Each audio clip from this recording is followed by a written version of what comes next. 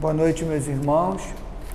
Que a paz e a luz de Deus permaneça no nosso ambiente, nos nossos lares, nos nossos corações.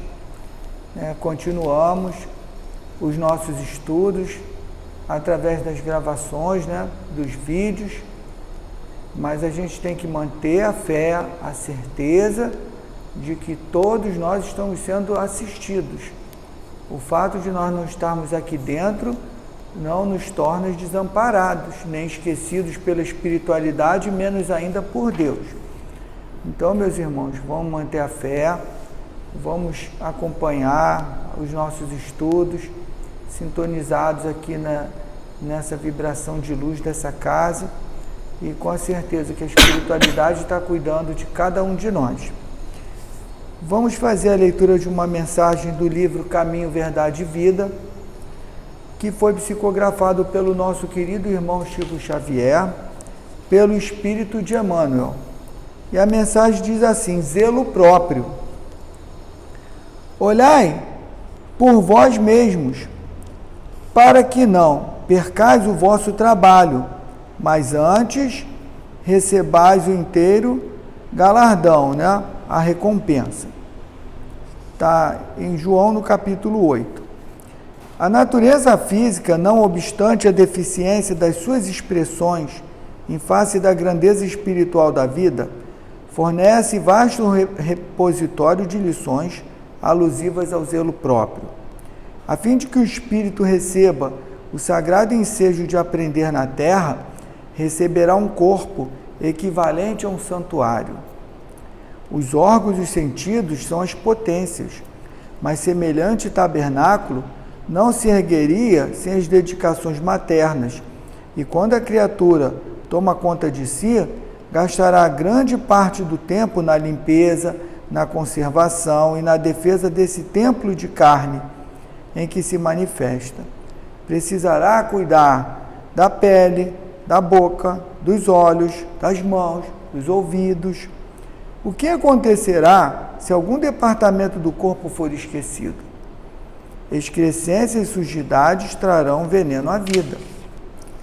Se o quadro fisiológico, nessa parte material do corpo, passageiro e mortal, exige tudo isso, que não requer a nossa dedicação, o espírito com seus valores eternos.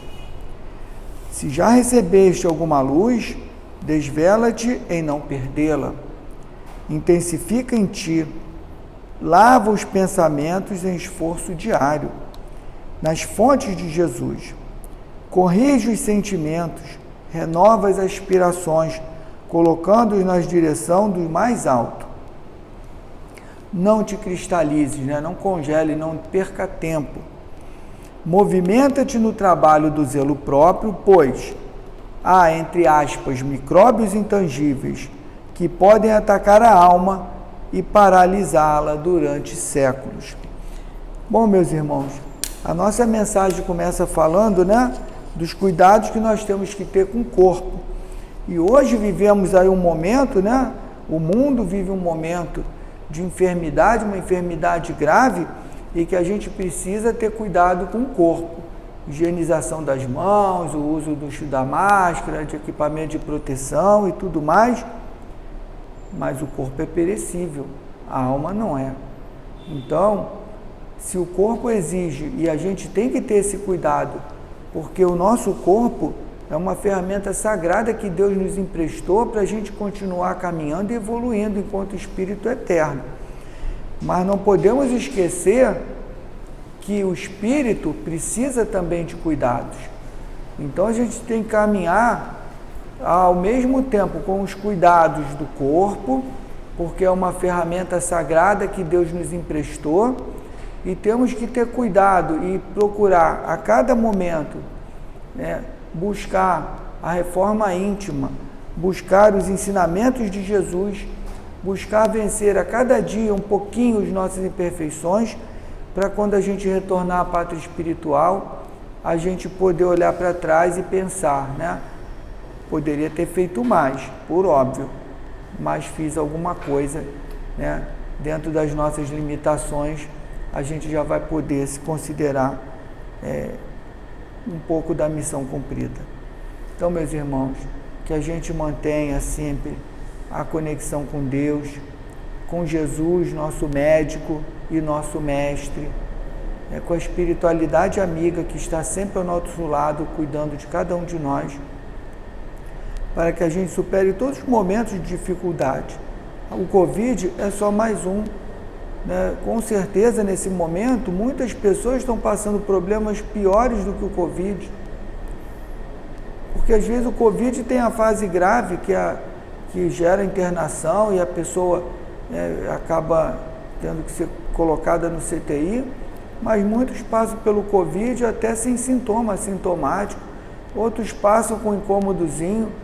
Então, é uma doença que preocupa, mas tem coisas tão graves que a gente também não pode deixar para trás. E o exercício da fé, o exercício da confiança na misericórdia de Deus é a melhor ferramenta que a gente tem para vencer esses momentos difíceis. Então, meus irmãos, vamos agora elevar o nosso pensamento a Deus. Em primeiro lugar, nossa gratidão a Deus, nosso Pai. Por mais esse dia que vencemos, estamos agora à noite, em oração, participando dessa reunião de estudos e agradecidos a Deus, mesmo que o dia tenha sido um dia difícil, mas vencemos esse dia, meus irmãos. Estamos aqui à noite, então o dia passou, foi mais uma etapa que a gente venceu e tudo vai passar. Tenha fé que as dificuldades vão passar também. Então, agradecimento a Deus, nosso Pai, por mais esse dia que nos concedeu a graça de estarmos aqui na Terra, em caminhada de evolução. O nosso agradecimento a Jesus, nosso médico e o nosso mestre, que está conosco em todos os momentos, principalmente os mais difíceis. O nosso agradecimento a Padre Germano, nosso mentor, nosso guia espiritual da nossa casa, com toda essa legião de trabalhadores incansáveis, a espiritualidade amiga, o nosso agradecimento e a nossa gratidão profunda por esse trabalho com tanto amor que realizam em benefício de todos nós encarnados e desencarnados. Pedir a espiritualidade amiga que possa intuir nessa noite a nossa querida irmã Sandra Mara, para que ela possa trazer a cada um de nós aquela mensagem, aquele esclarecimento, aquela fortaleza no fundo da nossa alma, para que a gente sinta a presença de Deus em cada momento da nossa vida e que possamos seguir confiantes no amor e na misericórdia infinita do nosso Pai. E assim, Pai, com o nosso agradecimento, pedimos a Tua permissão para dar por iniciada a reunião dessa noite. Graças a Deus, em nome de Deus, nosso Pai, está iniciada a nossa reunião.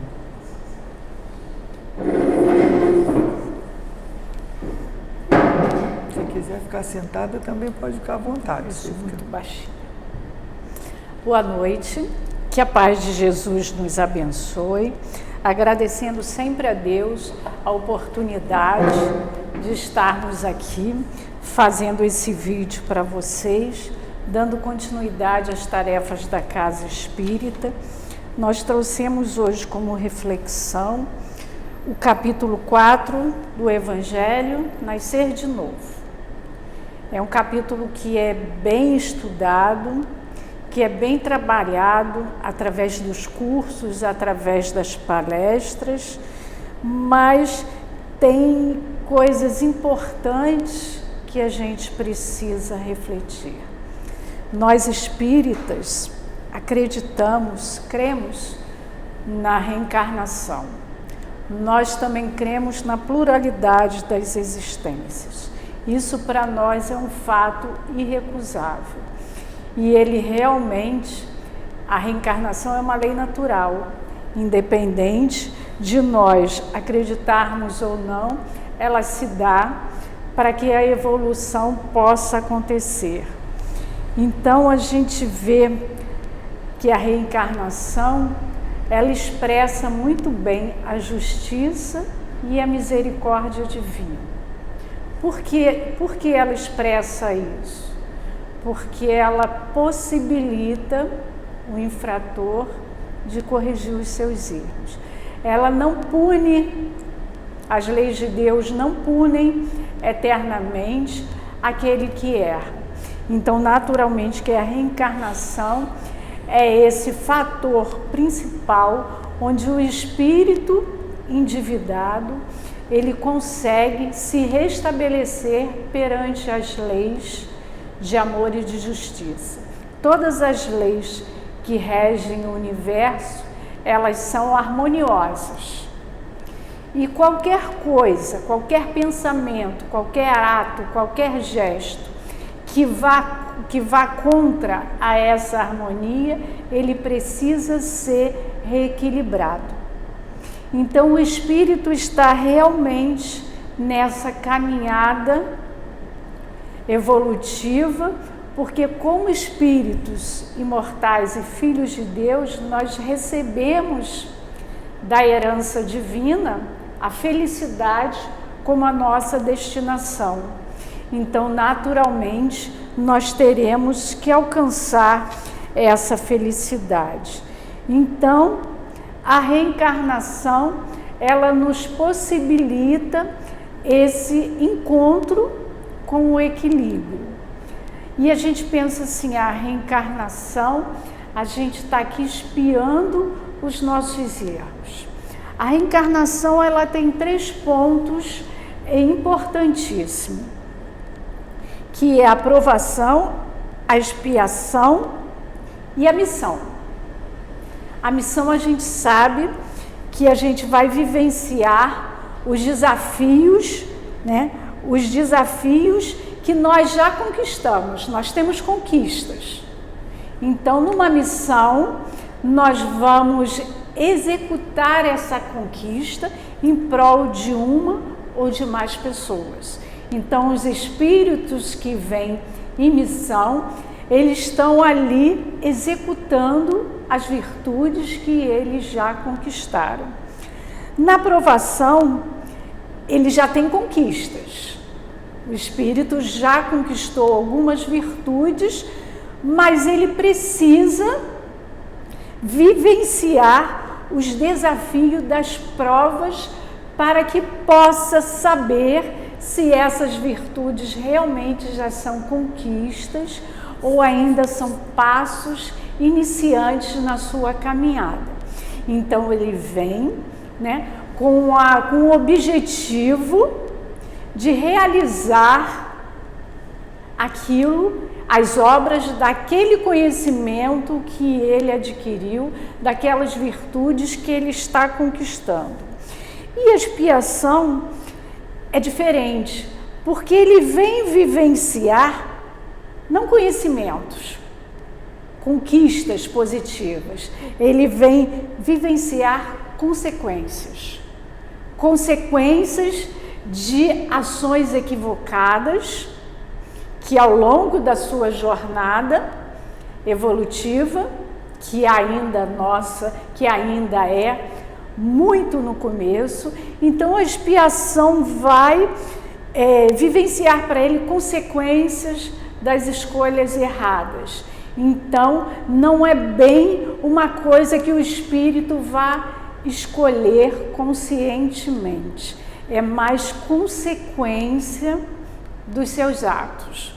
Um exemplo, eu nessa encarnação posso estar fazendo escolhas erradas, vivenciando algumas atitudes equivocadas, e isso vai pesar na minha bagagem espiritual. Então, como eu estou vivenciando o meu presente e construindo o meu futuro, e se eu estou fazendo as escolhas erradas, naturalmente eu estou criando consequências para a minha encarnação futura. Então, consequências difíceis, desafiadoras. A aprovação, também nós estamos realizando consequências, mas consequências positivas daquilo que nós já conquistamos, do nosso proceder correto de acordo com as leis de Deus. E a missão, naturalmente, é a escolha do espírito que quer vivenciar esse momento para ajudar no seu próprio e no progresso alheio. Então, quando a gente vê um Chico Xavier, quando a gente vê uma Irmã Dulce, quando a gente vê um Divaldo Franco, que é ainda encarnado, né, tem uma obra que distribui por dia 5.000 cestas básicas por dia, a gente vê que tem escola profissionalizante que forma dentro da sua instituição, da Mansão do Caminho, ele forma seres de bem. Ele trabalha para isso. Ele não trabalha para socorrer somente materialmente as pessoas. Ele trabalha nessa tarefa de missão, onde ele aplica as suas conquistas, os seus conhecimentos, para auxiliar aqueles que estão iniciando a sua caminhada, o seu processo redentor. Então a gente vê que as 3 etapas são bem diferenciadas e ainda assim muito bem vivenciadas dentro do nosso mundo de expiações e provas.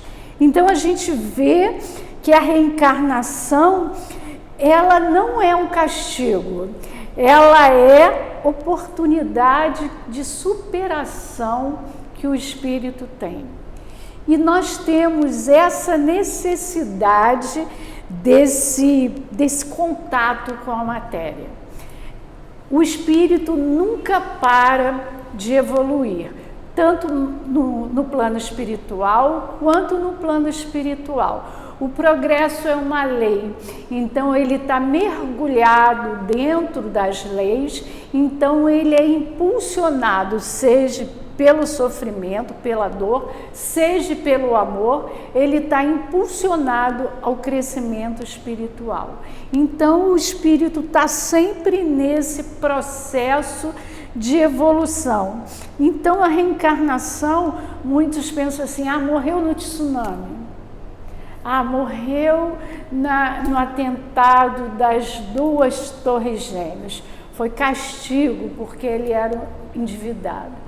A reencarnação, ela não vem com esse objetivo de punir quem quer que seja, porque as leis de Deus é de amor, é de justiça.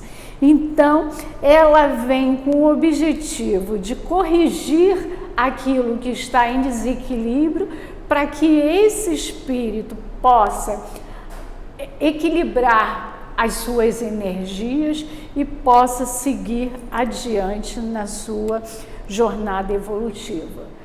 Porque se a encarnação fosse punição e castigo, espíritos mais evoluídos não reencarnariam.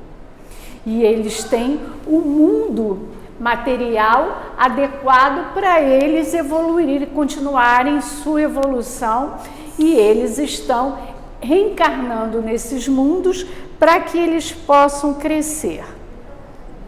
Na lápide de Allan Kardec, tem escrito lá, nascer, morrer, renascer ainda, progredir sempre, tal é a lei. Tal é a lei.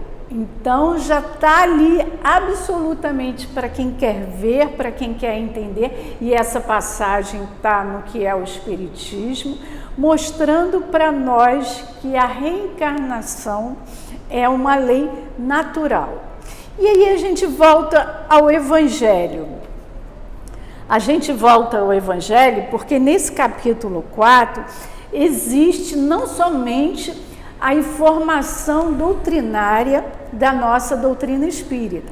Existem também passagens do Velho Testamento que mostram para nós que a reencarnação era um conceito fundamental dos judeus, era aceita naquela época. Então a gente vê lá em Isaías que diz assim: aqueles do vosso povo a quem a morte foi dada, viverão de novo.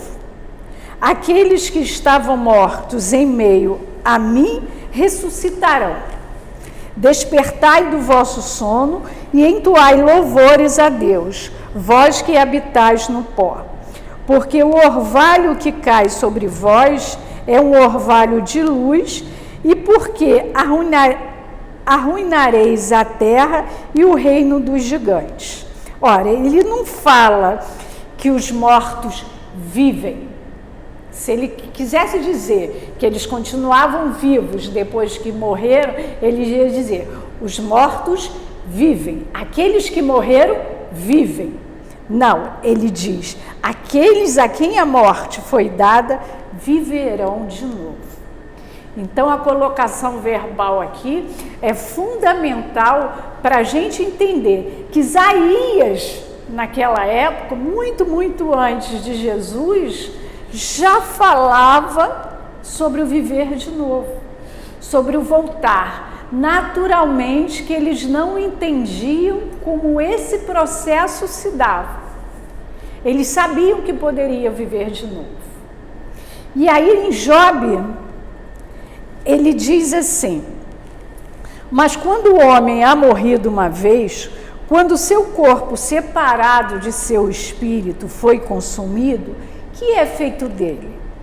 Tendo morrido uma vez, poderia o homem reviver de novo?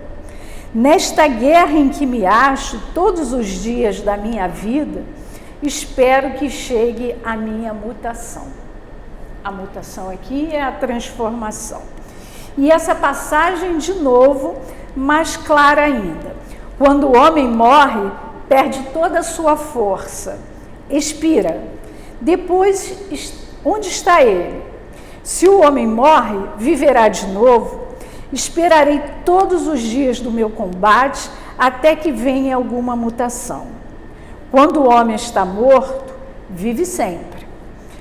Acabando os dias da minha existência terrestre, esperarei, porquanto a ela voltarei de novo. Então, isso é a tradução grega. É inquestionável que, como coloca aqui, a reencarnação era conhecida, como os espíritos avaliam, com o nome de ressurreição. Então a gente vê que isso são conceitos de lei, que mesmo ainda um povo ignorante, mesmo ainda um povo que estava aprendendo a conhecer Deus, a unicidade divina, ele já sabia, ele já tinha o conhecimento de que ele poderia voltar de novo. E até algumas confusões, se deu nesse período de que se errasse muito, poderia voltar num corpo de animal, como uma punição. Então a gente vê que não entendiam muito bem como funcionava, mas a ideia de morrer e reviver era do conhecimento desse povo. Então, se a gente podia morrer e reviver uma vez, por que não poderia morrer e reviver várias vezes? Então, a doutrina vem trazendo esse conhecimento mais dilatado, mais minuciado, e aí ele tem, para nos ajudar nesse tema, a doutrina Kardec tem editado Céu e Inferno, onde ali os depoimentos dos espíritos desencarnados que viveram aqui conosco mostram, em que nível estão depois das suas desencarnações. Então tem lá espíritos infelizes, espíritos sofredores, espíritos endurecidos e espíritos felizes. E estudando esses depoimentos, juntamente com Kardec, a gente vai ver o quanto a reencarnação, depois de entendida e bem vivida, ela é libertadora para o espírito. Ela traz, consequências positivas para esses espíritos que vivenciam bem a lei de amor e de justiça. Então, essa informação é muito importante, porque Jesus tem uma passagem no Evangelho em que um de seus discípulos, não sei se é João, acho que é João, comenta alguma coisa de alguns equívocos de alguns companheiros das perseguições, e Jesus fala: eles viverão. Viver é assumir consequências dos seus próprios atos. Então nós viveremos e assumiremos consequências boas ou negativas.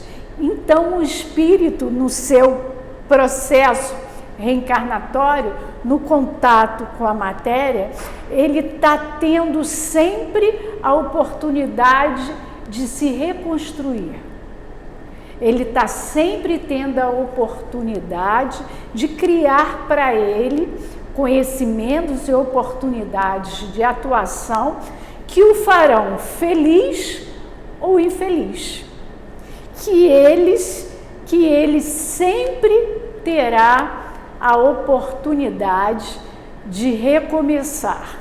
Mas o recomeçar ele não anula as nossas conquistas interiores, pelo contrário, ele fortalece a nossa unicidade, porque nós somos únicos. Nós temos uma única vida em várias etapas reencarnatórias. Então, nós estamos no processo de evolução, de conquistas, de aprimoramento. Então, nesse aprimoramento, nessas conquistas, muitas das vezes nós estamos conquistando coisas muito positivas e, em contrapartida, podemos estar conquistando muito negativamente. Então, se eu viver muito, se eu reencarnar muito, eu vou evoluir muito mais rapidamente.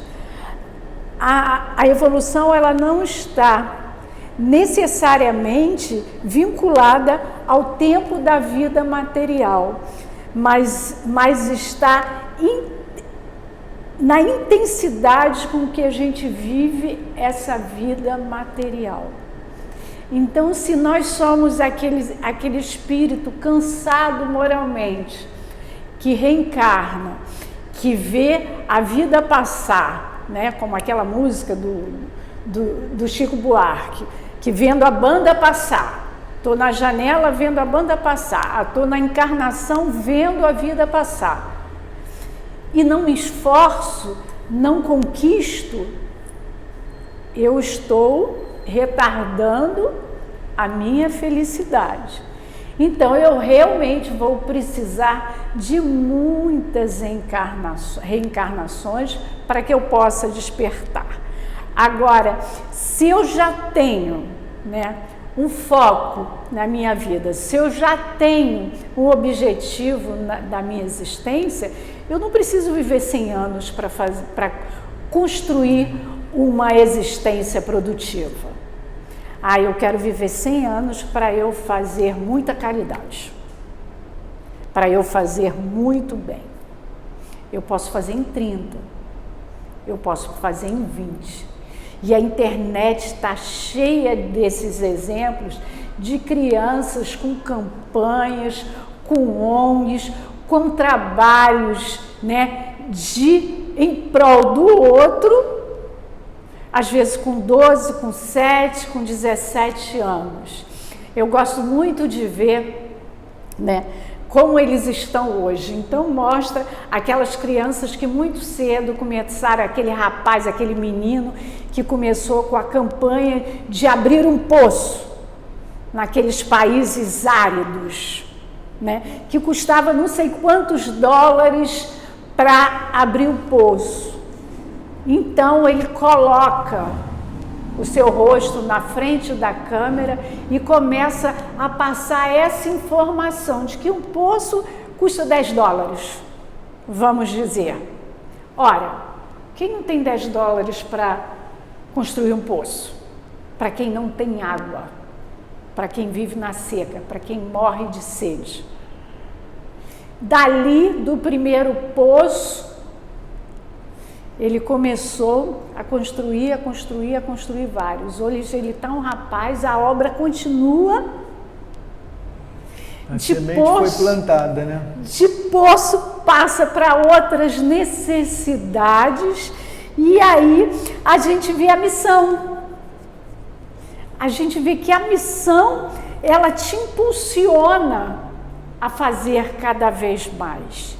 E essa é a destinação de todos nós. Quando a gente sair da expiação, quando a gente mais ali na frente começar a vivenciar a aprovação, a gente vai viver a missão eternamente.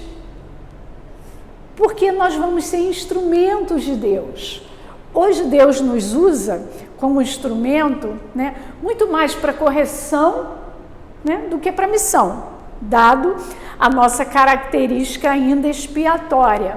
Mas lá na frente, quando estivermos na condição de missionário, nós vamos ser os braços de Deus nos mundos. Então está lá Bezerra de Menezes que não quer ir embora. Ele é nossos braços para nos mostrar que nós podemos sair dessa condição de doentes morais e conquistar virtudes, conhecimentos que vão nos ajudar a seguir em frente mais rapidamente. Então, a nossa vida, depois que a gente passar da fase de provação, vai ser vida de missão. Vocês acham que Chico Xavier, agora desencarnado, falou: trabalhei 92 anos, agora vou descansar? Não pode. Ele fica ávido por continuar fazendo bem, porque isso faz parte do ser espiritual que ele é. É conquista, né? Conquista a gente não perde. Quando perde, não é conquista. Então a gente vê o quanto o mundo material é importante para que nós possamos chegar a essa consciência e a essa fase missionária. E a gente só chega nessa condição com a vida de relacionamento, enfrentando as dificuldades, enfrentando os desafios, enfrentando os desgostos, encarando positivamente toda essa parte que aos olhos materiais parecem dores e negatividades, mas que são desafios a ser vencido pelo Espírito. O Espírito precisa conhecer a sua capacidade para que ele possa, através do conhecimento que ele adquire, usar esse conhecimento para trabalhar moralmente as conquistas espirituais. Então eu estava vendo um vídeo de Rossando Klinger, que ele diz que a gente, para mudar, a gente precisa conhecer o que a gente precisa mudar. Eu sou egoísta. Como é que eu vou modificar esse egoísmo se eu não sei que eu tenho? Como é que eu vou modificar o orgulho se eu não sei que eu tenho? Então eu preciso sempre estar fazendo essa viagem interior, analisando os meus atos, para que eu possa ver aonde eu estou falhando e aonde eu posso melhorar e conquistar mais rapidamente algumas virtudes, porque naturalmente não vamos sair dessa encarnação prontos, né? O espírito vai fracassar em uma área e vai conquistar em outras. A vida é ação.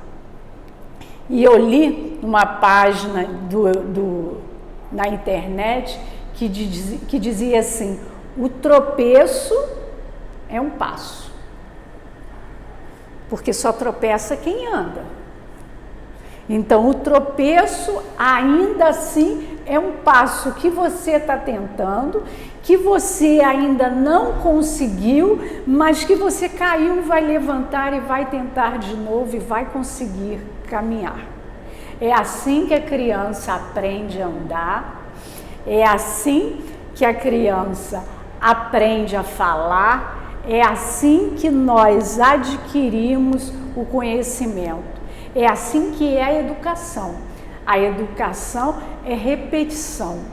Pai e mãe que não querem ter o trabalho de repetir incessantemente o que é certo, não educa.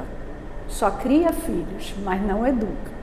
Porque a educação é uma repetição. Então, nós precisamos dessas oportunidades para que a gente possa crescer, para que a gente possa aprender a escolher corretamente e acelerar o nosso processo evolutivo.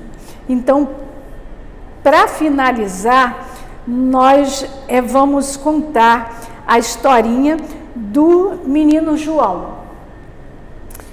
O Pedro estava no seu armazém, né, no momento de poucas vendas, num momento de crise. Então ele estava ali com o seu armazenzinho aberto, com a sua mercearia aberta, pensando nas contas que não esperam, as vendas, na esposa, nos 3 filhos. E entra uma mulher completamente desgastada pela vida, com um bebê no colo. E ele não sabia se ela estava bêbada, se ela estava ainda muito sonolenta, mas ela pergunta para ele: você quer o meu bebê? Eu sei que você é um homem de bem. Você quer o meu bebê? E ele ficou muito perturbado e não entendeu muito. Então ela abre, né, a mantinha do bebê e ele vê aquele corpo já quase morto, daquela criança com a barriga muito grande, mas os olhos muito vivos. Olhou para ele muito vivamente, como quem dizia: eu quero viver, cuida de mim. Aí a mãe, já irritada, pergunta: o senhor vai querer ou não? Porque ele vai morrer mesmo. Ele já não está se alimentando e está vomitando fezes. O Pedro pega o telefone, liga para a mulher dele, para a Irene: vem aqui agora, é urgente. E ela, quando coloca os olhos no bebê, ela se enche de compaixão, ela se enche de amor. Dali da mercearia, que o hospital foi um pulo. O bebê sofreu várias cirurgias, várias, e sempre lutando pela vida e sempre com aqueles olhos negros, quase que implorando que ele queria viver. E agora, muito tempo passado, João está uma criança traquina, está ótimo. E sempre que tem a oportunidade, ele levanta a roupa e mostra as cicatrizes das cirurgias, como a dizer: eu sou um guerreiro, eu precisava dessa oportunidade, eu precisava dessa encarnação para que eu pudesse sanar os meus desequilíbrios. Então João hoje ama os pais adotivos e é amado por eles e pelos irmãos.